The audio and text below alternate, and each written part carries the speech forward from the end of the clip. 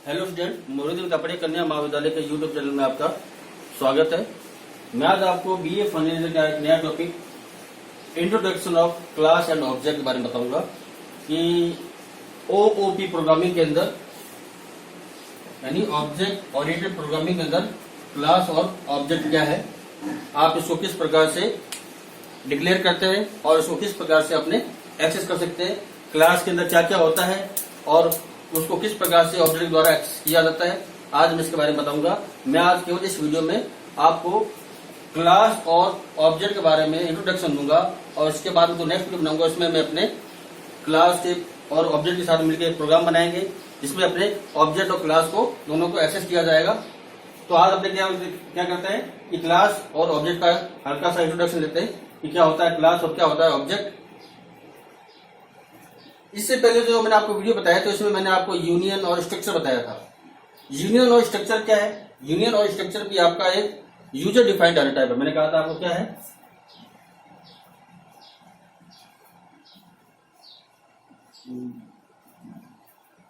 Structure क्या है आपका एक यूजर डिफाइंड डाटा टाइप है। उसी प्रकार से क्लास भी आपका क्या है, एक यूजर डिफाइंड डाटा टाइप है। जिस प्रकार से आप स्ट्रक्चर डिक्लेयर करते हैं या जिस प्रकार से आप यूनियन को डिक्लेयर करते हैं उसी प्रकार से आपका क्लास भी क्या होता है, प्रोग्राम में डिक्लेयर होता है। C++ प्रोग्राम में उसी प्रकार से आप क्लास को भी डिक्लेयर करते हो। अपने स्ट्रक्चर को डिक्लेयर कैसे करते हैं मैंने बताया था आपको, मैं एक बार फिर बताता हूं। इसमें क्या होता है, स्ट्रक्चर को डिक्लेयर करने के लिए आप क्या लिखते हैं, स्ट्रक्ट कीवर्ड। स्ट्रक्ट कीवर्ड का यूज करते हैं और फिर स्ट्रक्चर का नाम, जैसे मान लो आपने क्या नाम दिया था, जैसे स्टूडेंट, और इसमें क्या रखते हैं, इसमें स्टूडेंट जो आपका ये डाटा टाइप है इसके ऑब्जेक्ट को या उसके फंक्शन को आप एक साथ करके रख सकते हैं। तो आप इसमें क्या रखते हैं, इसके मेंबर रखते हैं। तो आपके मेंबर कौन से हो गए, जैसे मान लीजिए आपका इंट रोल और कैरेक्टर नेम,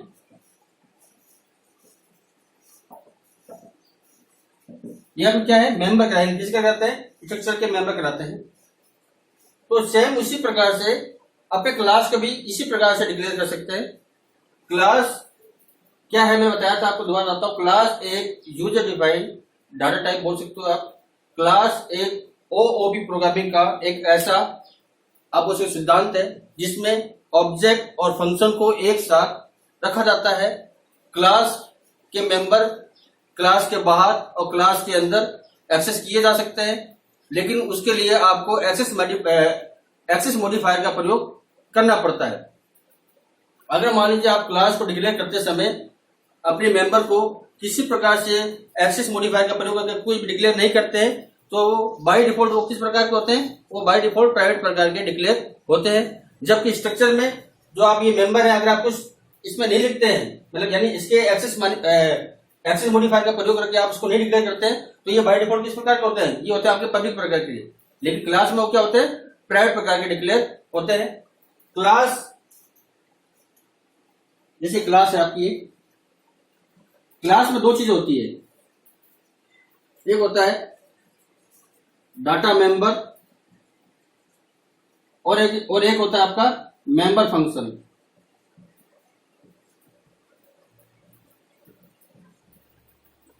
डाटा मेंबर और दूसरा होता है आपका member function.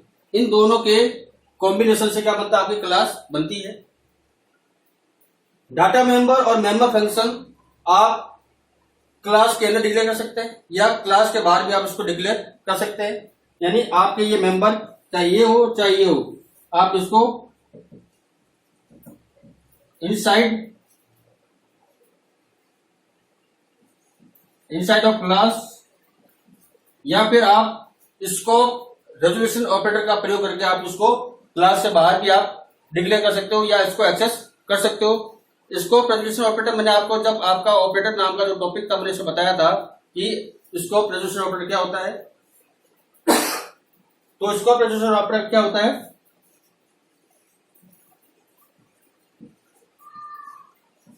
Scope resolution operator जो आपका क्या होता है, 4 पॉइंट होते हैं। इस ऑपरेटर का प्रयोग करके आप क्लास मेंबर को बाहर से एक्सेस भी कर सकते हो।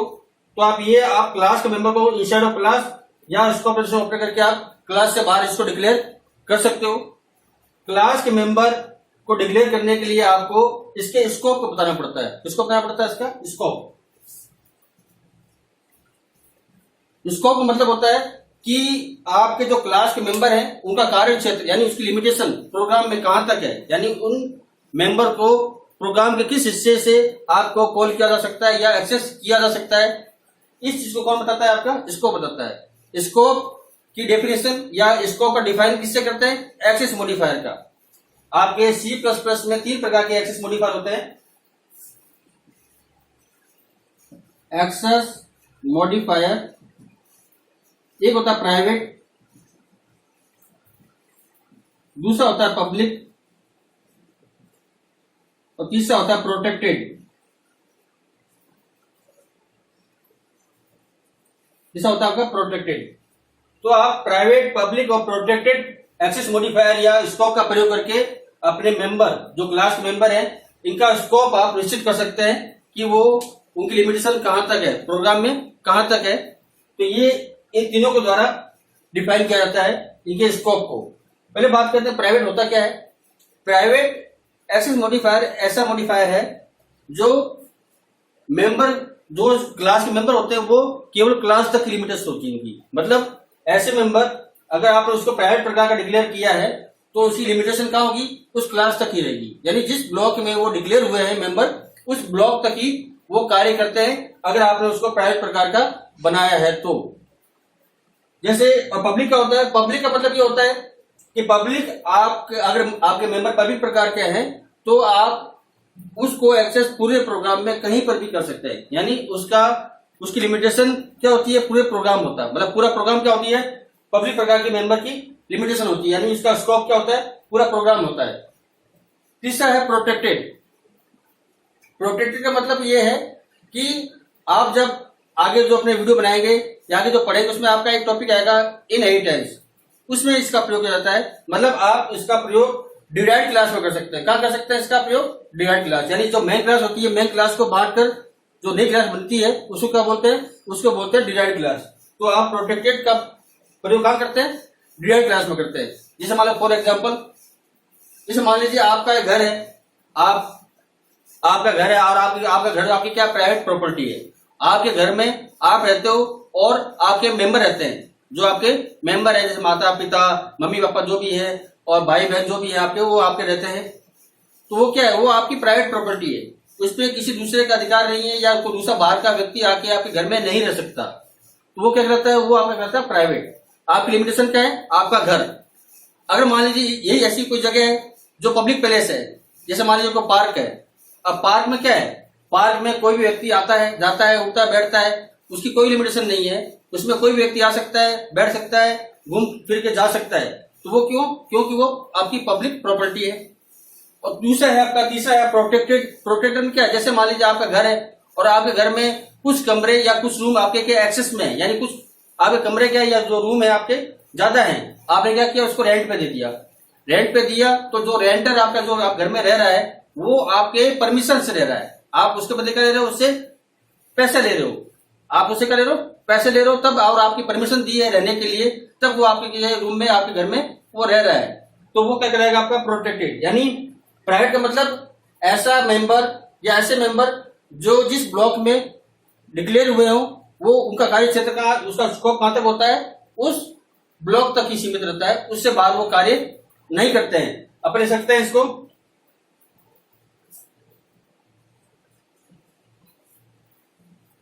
एक्सेसिबल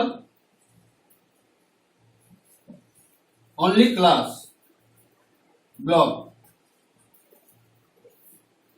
पब्लिक क्या होता है? उसको आप कह सकते हो एक्सेस इन ऑल प्रोग्राम। तीसरा आपका प्रोटेक्टेड। ये आपका क्या होगा? ये होगा आपका एक्सेस ओनली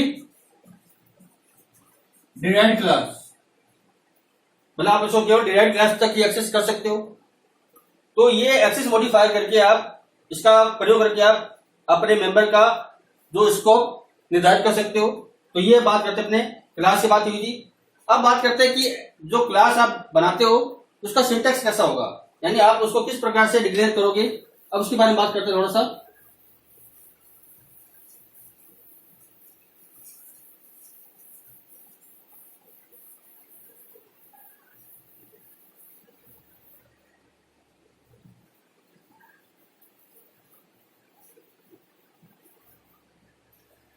जिस प्रकार से आपने स्ट्रक्चर बनाया था उसी प्रकार से क्या बनता है आपका, उसी प्रकार से आपका क्लास बनेगा।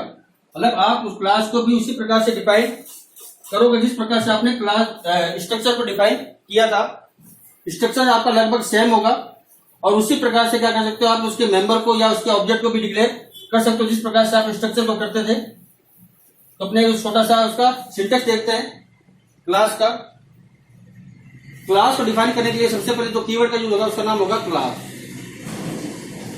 क्लास कीवर्ड से क्लास आपकी डिफाइन होगी। तो यहाँ पे क्लास कीवर्ड है, ये आपको लिखा देना, मतलब ये आपको लिखना पड़ेगा। फिर क्लास का नाम, जैसे स्ट्रक्चर का नाम होता था, जैसे मालूम मैंने इसमें दिया क्लास नेम, यहाँ क्लास नेम हो गया। ये करली ब्रैकेट स्टार्ट, इसमें हो गया आपका एक्सेस मॉडिफायर। अगर आप कुछ नहीं देते हो तो बाय डिफॉल्ट क्या होता है आपका क्लास के अंदर जो क्लास के मेंबर होते हैं वो किस प्रकार के होंगे, प्राइवेट प्रकार के डिक्लेयर हो जाएंगे। जबकि स्ट्रक्चर में ऐसा नहीं था, स्ट्रक्चर में क्या होता था वो पब्लिक प्रकार के डिक्लेयर होते थे। इसमें क्या होगा, अगर आप कुछ नहीं देते हो तो क्या होगा, वो बाय डिफॉल्ट प्राइवेट प्रकार के डिक्लेयर होंगे। तो मैं यहाँ लिखता हूं प्राइवेट, मैं लिख भी सकता हूं और साथ में कॉलन का निशान, या पर कॉलन का निशान लग गया। अब इसमें आप अपने जो मेंबर को डिक्लेयर कर सकते हो। मेंबर आपको कोई हो सकता है, डाटा मेंबर भी हो सकता है और मेंबर फंक्शन भी हो सकता है। दूसरा है आपका पब्लिक, इसमें भी क्या हो सकता है आपके मेंबर, और लास्ट में ये कर्ली ब्रैकेट बंद और लास्ट में इसके सेमीकोलन लगेगा। सेमीकोलन अगर ना बोले, क्लास आपकी इस प्रकार से बंद होती है आपकी। तो यहाँ पे क्लास का ये क्या स्ट्रक्चर है, सबसे पहले क्लास का नाम यानी उसका कीवर्ड, और फिर क्लास का नाम। क्लास का नाम आप उसी प्रकार से देंगे जिस प्रकार से आप आइडेंटिफायर को डिक्लेयर करने के लिए जो रूल्स आपके यूज में होते थे वही रूल का प्रयोग यहाँ पर होगा। यानी आप कोई कीवर्ड नहीं दे सकते हो, या क्लास का नाम आप कोई नंबर से या डिजिट से शुरू नहीं कर सकते हो। क्लास के नाम के बीच में स्पेस का प्रयोग नहीं होगा। यानी वो जो आपके आइडेंटिफायर की जो रूल्स हैं वो सभी यहाँ पर फॉलो होंगे आपके। तो क्लास का नाम आप यहाँ पर दोगे, फिर आपके कर्ली ब्रैकेट से आप स्कोप उनका सेट कर सकते हो प्राइवेट और पब्लिक, और फिर आप उसके साथ में मेंबर को डिक्लेयर कर सकते हो। आप चाहो तो इसके ऑब्जेक्ट यहाँ पर भी क्या कर सकते हो, डिक्लेयर कर सकते हो। यानी ऑब्जेक्ट यानी जिस प्रकार से आप स्ट्रक्चर के अंदर आप क्या करते थे, उसके वेरिएबल को आप डिक्लेयर करते थे। जैसे करते थे ना आप, जैसे मेन फंक्शन के अंदर आप लिखते थे जैसे स्टूडेंट,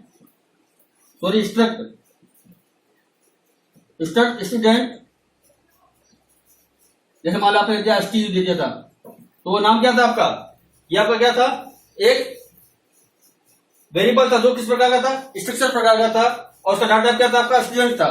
तो उसी प्रकार से आप क्लास के मेंबर को भी आप या उसके साथ में जो उसके ऑब्जेक्ट को भी आप क्या कर सकते हो, डिक्लेयर कर सकते हो। चाहो तो आप क्लास के साथ ही कर सकते हो, आप चाहो तो क्लास के बाहर भी उसको डिक्लेयर कर सकते हो किसी फंक्शन में।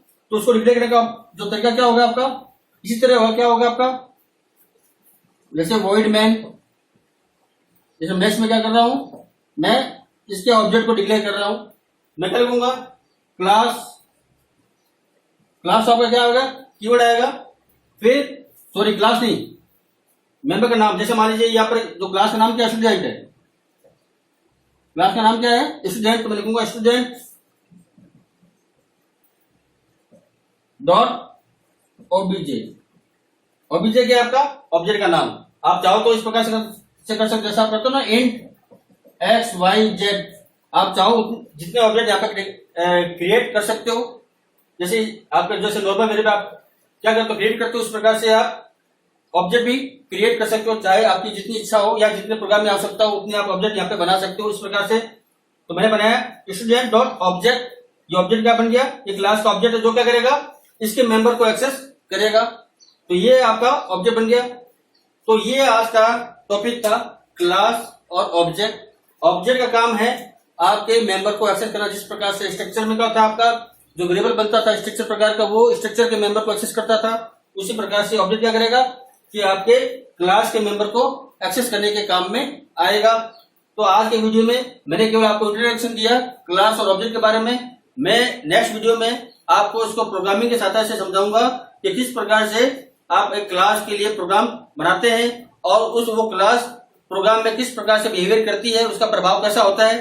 तो आज की वीडियो में इतना ही। किसी प्रकार की कोई क्वेरी हो तो आप मुझे कमेंट बॉक्स में कमेंट कर सकते हैं। धन्यवाद।